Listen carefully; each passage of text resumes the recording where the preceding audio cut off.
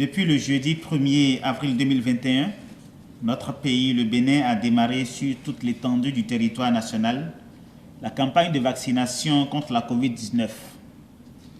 Cette opération menée par le gouvernement du Bénin, grâce à l'appui des partenaires techniques et financiers, a permis d'administrer les vaccins Covishield d'AstraZeneca et Coronavac de la firme Sinovac à des dizaines de milliers de personnes.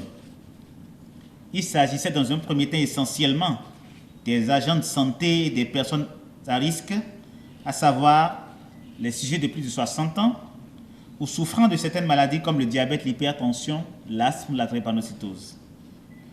Au regard de l'intérêt suscité par la campagne et en application de la stratégie de couverture progressive de toute la population afin d'atteindre l'immunité collective qui permettra de réduire considérablement le risque pour les personnes atteintes de développer les formes graves de la maladie, le gouvernement de notre pays, sous l'impulsion de son chef, le président Patrice Talon, a décidé d'étendre désormais la vaccination à tous les sujets âgés de 18 ans et plus, et ce, dans tous les départements du Bénin. La liste des sites par département est disponible et est communiquée par les radios de proximité. Je voudrais donc profiter de cette occasion pour exhorter l'ensemble des personnes âgées de 18 ans et plus, désireuses de se protéger contre la COVID-19, à se rendre sur les sites de vaccination dédiés afin de recevoir leur dose de vaccin qui constitue aujourd'hui une arme majeure pour se protéger efficacement contre la pandémie de la COVID-19. Mesdames et messieurs, il n'est plus à rappeler que la pandémie de la COVID-19 est toujours présente sur notre territoire et continue de faire des ravages. Des cas positifs continuent d'être dépistés sur l'ensemble du territoire national et dans les centres de traitement des épidémies, nous continuons d'accueillir des malades souffrant de formes graves de la maladie. À la date du 17 mai 2021, le Bénin a enregistré 8025 cas, dont 101 décès, 7893 personnes guéries et 1352 hospitalisées ou en cours de suivi pour avoir développé une forme grave ou simple de la maladie. Comme vous le savez, les personnes âgées et celles à risque ne sont plus les seules qui développent les formes graves de la COVID-19. Toutes les autres franges de la population, y compris les jeunes, sont de plus en plus affectées. C'est dans le souci d'éviter à nos compatriotes de subir les formes graves de la maladie qui conduisent malheureusement au décès que le gouvernement a autorisé cette vaste campagne de vaccination qui se poursuit sur l'ensemble du territoire national. Je saisis cette occasion pour exhorter également les jeunes adultes à se rendre au niveau des sites pour se faire vacciner, car nous abordons la période des vacances où les risques de contamination sont importants. La vaccination contre la COVID-19 est gratuite. Je rappelle que les vaccinations de routine organisées à l'endroit des enfants de moins d'1 an par le ministère de la Santé se poursuivent normalement, de même que les campagnes de vaccination contre les maladies ciblées comme la poliomyélite et la méningite. Je voudrais inviter la population à la vigilance afin d'éviter les amalgames qui s'observent par endroits sur le terrain et qui peuvent empêcher leurs enfants de bénéficier de la vaccination de routine mise à leur disposition par le gouvernement. Mesdames et messieurs, tous les vaccins administrés à la population au Bénin sont homologués par les instances internationales de contrôle, dont l'Organisation mondiale de la santé. Les vaccins contre la COVID-19 au Bénin sont donc sûrs et efficaces.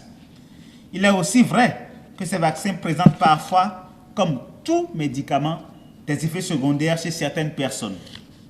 Cependant, je m'en voudrais de ne pas repréciser que, même vaccinés contre la COVID-19, nous devons donc continuer à respecter strictement les gestes barrières, à savoir le port systématique de masques en tout lieu, le lavage systématique des mains à l'eau savon ou la désinfection à la solution hydroalcoolique et le respect de la distance de sécurité sanitaire. Faites-vous vacciner et respectez les gestes barrières pour vous protéger et protéger les autres. Je voudrais pour finir vous inviter à être les porteurs de l'information juste.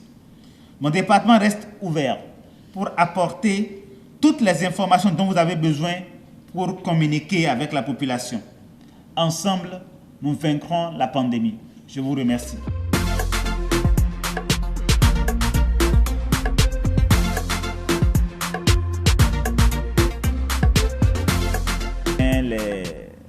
Les différents directeurs centraux techniques du ministère de la Santé, les directeurs départementaux également, d'autres partenaires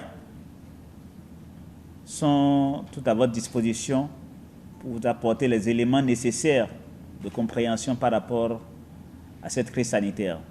Vous comprenez aisément que devant une pathologie qui est récente et pour laquelle il y a autant d'infodémies, il n'est pas conseillé qu'on puisse autoriser n'importe qui à venir devant la place publique pour traiter de questions aussi sensibles qui peuvent, à la limite, créer plus de mal que de bien.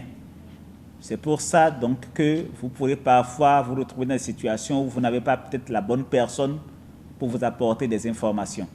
Mais il y a ces personnes qui existent, dont vous pourrez avoir les identités et les solliciter en temps opportun pour pouvoir vous apporter la bonne et la juste information. Cela étant, oui, nous avons pratiquement 400 000 doses là. Nous avons 400 000 doses au début et comme lorsque nous lancions la réception du premier arrivage de l'eau du mécanisme COVAX, nous avions annoncé qu'il y avait pratiquement 800 000 doses qui étaient prévues pour le Bénin dans le cadre de ce mécanisme déjà. Et parallèlement, le gouvernement également s'est engagé pour l'acquisition d'autres doses. Et d'autres partenaires également se sont annoncés pour appuyer le Bénin, notamment la Banque mondiale, pour l'acquisition de doses supplémentaires. Tout ça mis en place devrait permettre de couvrir la population nécessiteuse de se faire vacciner. Vous comprenez aisément que dans la dynamique actuelle, on ne peut pas amener tous les vaccins dans le même temps, sachant pertinemment que lorsqu'on fabrique ces vaccins, il y a un délai de péremption et au début, actuellement, les délais varient de 6 mois à 1 an à peu près. Donc il faut les lancer, les commander et si ce n'est pas utilisé, vous imaginez les pertes qu'il pourrait y avoir. Donc oui, il y a 400 000 doses actuellement, mais les dispositions sont prises pour que dès que, ou bien avant même que ça ne finisse, qu'on puisse procéder à l'approvisionnement. Dans tous les cas de figure, le dispositif est lancé et dans les jours à venir, quiconque se présentera dans une France sanitaire âgée de plus de 18 ans se fera enregistrer, se fera soit administrer immédiatement sa dose de vaccin, le vaccin de son choix, ou obtiendra un rendez-vous pour revenir pour se faire administrer ce vaccin. Donc je voudrais rassurer l'ensemble de la population sur ce mécanisme, ce dispositif qui est en place pour leur permettre d'avoir leur dose de vaccin à temps. Les effets secondaires au Bénin, nous avons eu globalement on appelle ça des MAPI, des effets secondaires mineurs.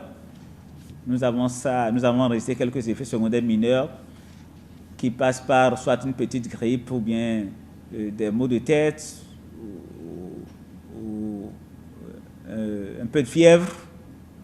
Nous avons enregistré un seul cas d'effet secondaire moyennement sévère qui a été aussitôt admis au CNHU, mais pour lequel, je précise bien, le comité des experts a exclu totalement la responsabilité du vaccin.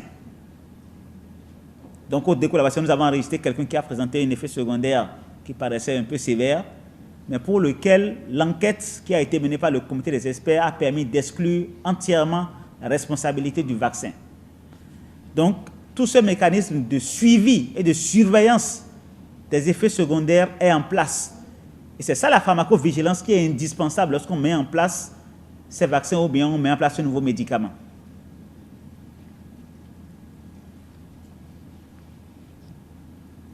Alors, la théorie sur l'échappée immunitaire, il ne faut pas refuser à un scientifique de faire des démonstrations. C'est peut-être ça qui fait ouvrir la science.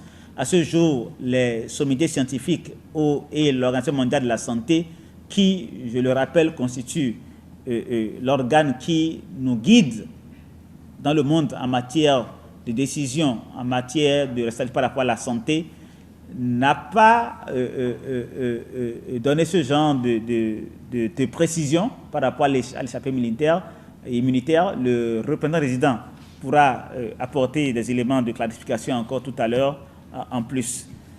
La vaccination de masse, c'est ce que nous faisons, nous avons déjà fait. Ce n'est pas une nouveauté.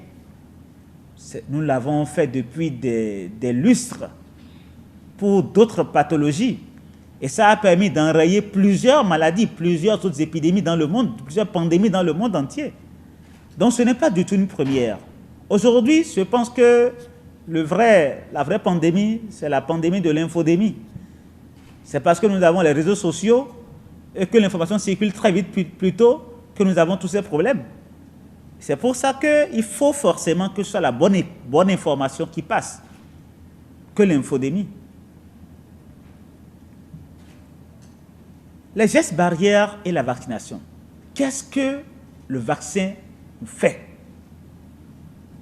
Lorsqu'on vaccine quelqu'un, on est aujourd'hui à 100% assuré que cette personne ne développera pas de forme grave de la maladie. Pour tous les types de vaccins que nous avons. Parce que c'est là le vrai défi. Vous savez, depuis 1 an que nous affrontons cette pandémie, la plus grande frayeur que chacun de vous, chacun de nous avons eu et continuons d'avoir, c'est d'entendre les sirènes des ambulances en train d'aller et de venir sans arrêt entre Alada, Cotonou, à Parakou, au centre de traitement de l'école de police. Parce que c'est là où nous traitons les formes graves. Et est-ce qu'on en arrive à saturer ces centres? Vous comprenez aisément qu'il y a un problème qui se pose. Donc, 100% d'éviction de formes graves, première chose, mais également une réduction drastique des formes symptomatiques, dont le pourcentage varie en fonction des types de vaccins.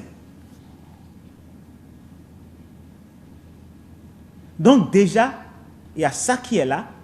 On n'a pas dit qu'on ne peut pas faire la maladie, pas du tout. On peut le faire de manière asymptomatique dans un certain pourcentage de cas, ou de manière symptomatique, mais sans forme grave. Donc c'est ça que le vaccin apporte. Vous comprenez donc aisément que si on peut faire la maladie, même en étant vacciné, il est indispensable qu'on continue d'observer les gestes barrières pour se protéger et pour protéger également les autres.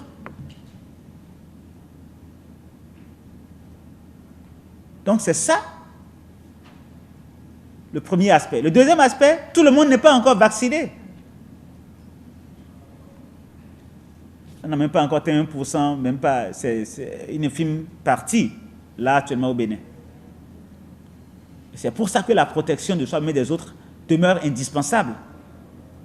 Il faut que le respect strict des mesures barrières soit toujours d'actualité.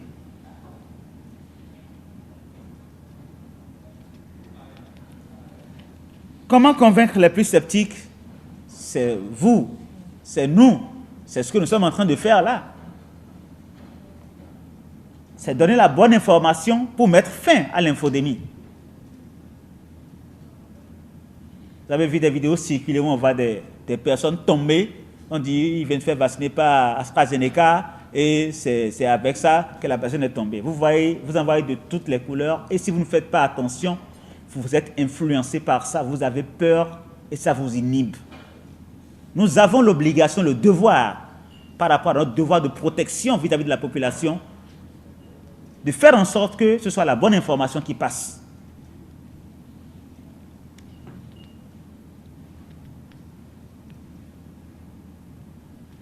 En ce qui concerne la note de service qui réglemente un peu plus les tests, vous savez, aujourd'hui, les gens ne veulent pas faire la vaccination. Mais on se lève le matin à 8 h, on va se faire écouvillonner. À 13 h, on sent que la gorge a irrité un peu, on va se faire écouvillonner. À 19 h, on a été ennuyé une fois, ou toussé 2 fois, on va se faire écouvillonner.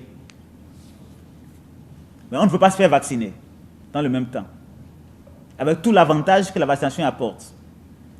Un test PCR aujourd'hui, sans les autres intrants, rien qu'avec les réactifs pour tester et le dispositif pour faire l'écouvillonnage dans le nez, ça tourne vers 30 000 francs. Sans compter les autres intrants installés au niveau du laboratoire, sans compter les ressources humaines qui sont engagées. Et pourtant, on se lève, on peut aller 3 fois de suite, aller dans quelque part, dans un site, se faire prélever et se faire dépister.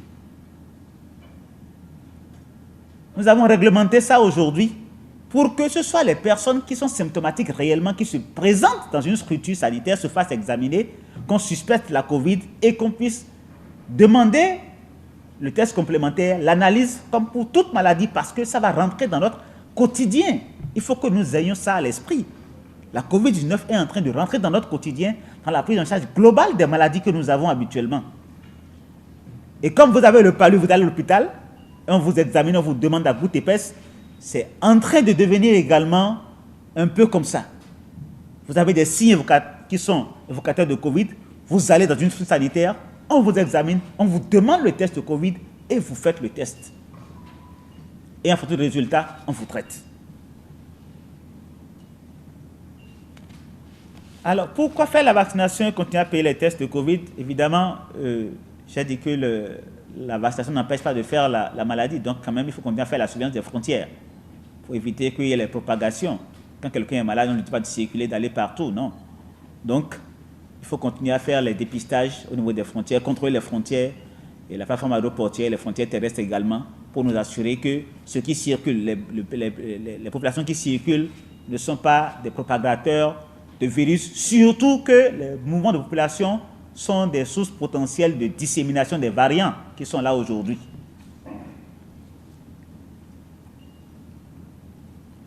Les femmes enceintes peuvent se faire vacciner, ça a évolué.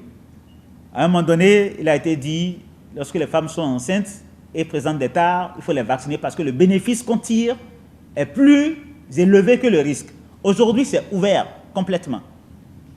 Les femmes enceintes se font vacciner. Et nous avons déjà vacciné les femmes enceintes sans problème chez nous. Donc, c'est ouvert, les femmes enceintes. Les femmes allaitantes également, parce que j'aborde la question en même temps, peuvent se faire vacciner sans aucun problème. Des enfants sont déjà nés avec des anticorps. Donc, il y a le bénéfice qui est là, aussi bien pour la maman que pour l'enfant.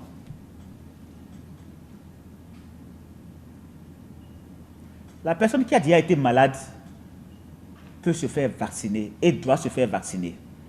Parce que l'immunité que la maladie, ça ne confère pas une immunité très longue. L'immunité qui est donnée par la maladie est potentialisée justement par le vaccin. La question aujourd'hui, c'est de savoir, est-ce qu'une dose suffit? Est-ce qu'il faut aller à 2 doses? Est-ce qu'il faut aller à 3 doses? C'est là la question aujourd'hui. Et avec le dosage des anticorps, on essaie d'ajuster dans les pays qui sont très... On essaie d'ajuster pour voir, bon, avec une dose, ça suffit. Vous avez suffisamment d'anticorps pour pouvoir tenir. Avec ce n'est pas suffisant, mettez 2 doses, ainsi de suite. Et au-delà de ça, la question de la durée de l'immunité est également là. On n'a pas encore assez de recul. Donc, c'est des éléments qui vont venir secondairement, qui vont nous permettre d'adapter la réponse dans le futur. Au niveau de l'UEMOA, effectivement, nous avons appliqué, nous avons eu à retenir, les chefs d'État ont retenu que le tarif de 25 000 sera appliqué. Et je précise, c'est pour les ressortissants. C'est pour les ressortissants, ça n'a pas bien transparu, c'est pour les ressortissants de cette communauté. Donc, la date du 1er mai a été fixée. Donc, chaque pays est en train de mettre les dispositifs pour pouvoir s'assurer que ça puisse commencer. Vous savez, lorsqu'on met en place ce tarif, il faut s'assurer qu'on met les systèmes anti-fraude pour que celui qui est de la zone hors UEMOA ne dise pas qu'il est de la zone UEMOA. Donc, il faut sécuriser tout ça. Il faut mettre en place des dispositions pratiques pour que vraiment les choses puissent rentrer dans l'ordre du jour. Le Bénin n'est pas en marge de cela et ça se fera en temps opportun.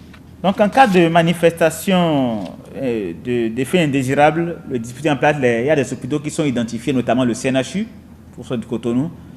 Quand vous avez un effet indésirable, vous allez au CNHU, automatiquement vous êtes soigné totalement et gratuitement. Gratuitement, je le précise. Donc, le gouvernement a mis en place un dispositif pour soigner tous les cas d'effets indésirables liés à la vaccination de façon totalement gratuite. C'est ce qui est en vigueur jusque-là et ça va continuer. Pour la question particulière de madame, en fait, quand vous faites la vaccination, vous sentez un effet, il faut le signaler dans tous les cas de figure pour qu'on voit si c'est quelque chose de mineur, si c'est quelque chose qui est en rapport avec la vaccination ou pas. Donc il faut le signaler, il ne faut pas hésiter, signaler-le à l'équipe de vaccination qui vous a vacciné. Ils vont explorer, faire les examens nécessaires et pouvoir vous donner la conduite à tenir de façon pratique. Pour ce qui concerne les discothèques et pour les autres mesures que nous avons mises en place, progressivement, nous sommes en train de faire une levée progressive de ces mesures, progressivement. Et en temps opportun, on pourra se prononcer également sur la question des discothèques. Parce que dans les discothèques, il n'y a pas de respect de mesures de distanciation, vous le savez très bien. Je pense que si les gens adhèrent, la population adhère progressivement à se faire vacciner, nous allons progressivement avancer et prétendre à atteindre l'immunité collective qui va nous permettre forcément à un moment donné de reprendre une vie plus ou moins normale. Donc, mesdames et messieurs, je voudrais encore une fois vous remercier. Je vais laisser la parole au représentant de l'OMS et puis à la de l'UNICEF pour des compléments d'éléments de réponse. Merci.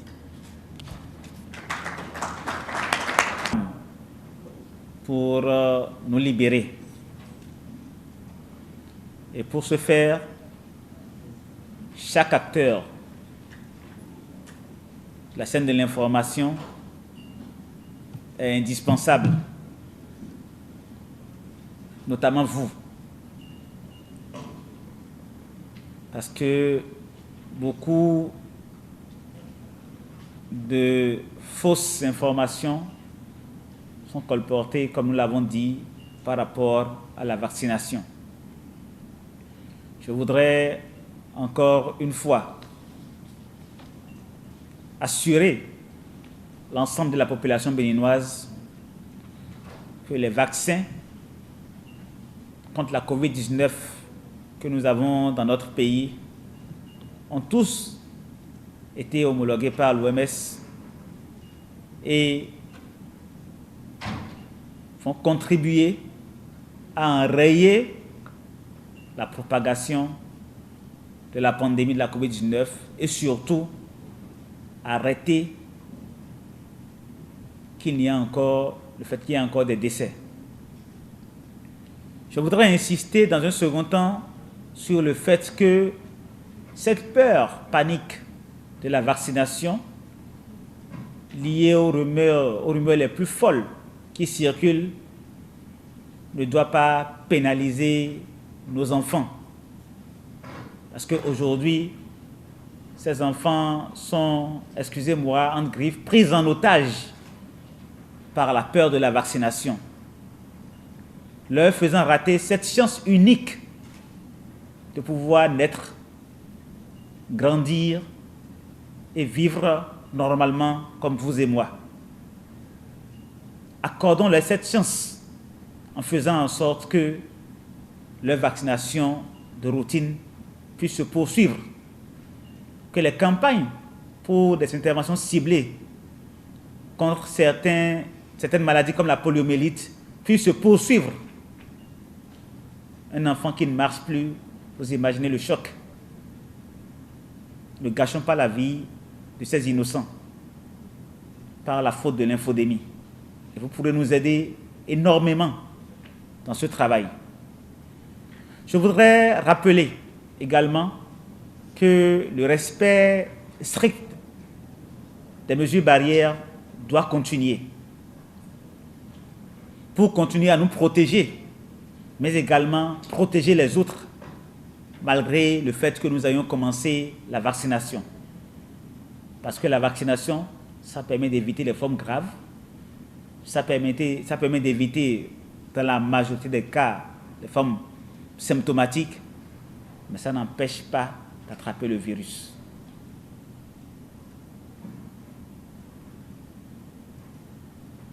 Je voudrais enfin